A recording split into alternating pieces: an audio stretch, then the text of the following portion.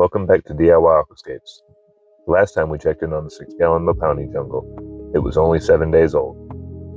Now, 4 weeks later, it's finally starting to feel like a real ecosystem.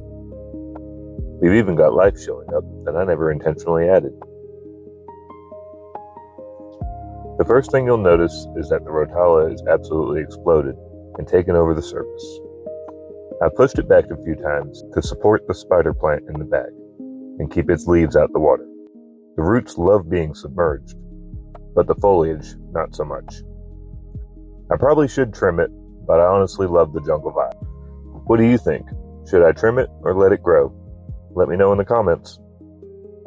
Speaking of the spider plant, it's finally started to establish itself. When you grow houseplants in an immersed setup like this, the roots need time to adapt from the terrestrial environment to an aquatic one. Once established, they'll help remove nitrates from the water between water changes. Underwater, the biggest surprise has been the Anubias. It's usually one of the slowest growing plants in my tanks, so seeing 3 new leaves in just a month really caught me off guard. The Java Fern is doing well too, although that's not too surprising. It doesn't require a lot of light, and this tank is heavily shaded by both tannins and the plants growing above the surface. The Dwarf Sag has been a bit of an experiment. I wasn't expecting miracles. I was just hoping some would establish and start sending out runners. The left side is mostly melted away, but the right side is hanging in there. It'll be interesting to see what starts chasing the light as the tank matures. We'll see what happens. The Mopani Wood is slowing down on releasing its tannins, and the water has settled into a beautiful amber color. For a while, if I skipped a water change, the tank would almost black out. That heavy tint is probably part of the reason the Dwarf Sag struggled early on. One of my favorite changes is that the ecosystem is beginning to establish itself. I'm seeing detritus worms, seed shrimp, and other tiny organisms that must have hitchhiked in on the plants. Some people worry when they see these, but they're actually signs of a healthy ecosystem.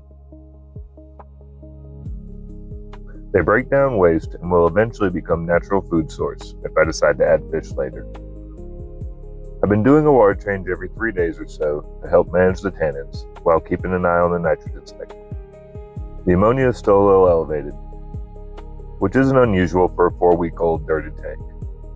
But nitrates are showing up now, so the beneficial bacteria are definitely getting established. Now that the tank is settling in, I'm thinking about adding some cryptocornia around the rocks, and maybe giving bucephalandra another shot.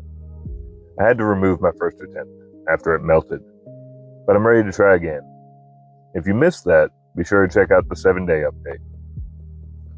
For now, I'm actually enjoying watching this aquarium develop without any fish. Every week, something new appears, and it's been fascinating to watch this little ecosystem come to life on its own. Every week, this tank looks a little different, and that's what makes Planet Aquariums so rewarding. Thanks for following the journey, and I'll see you in the next update.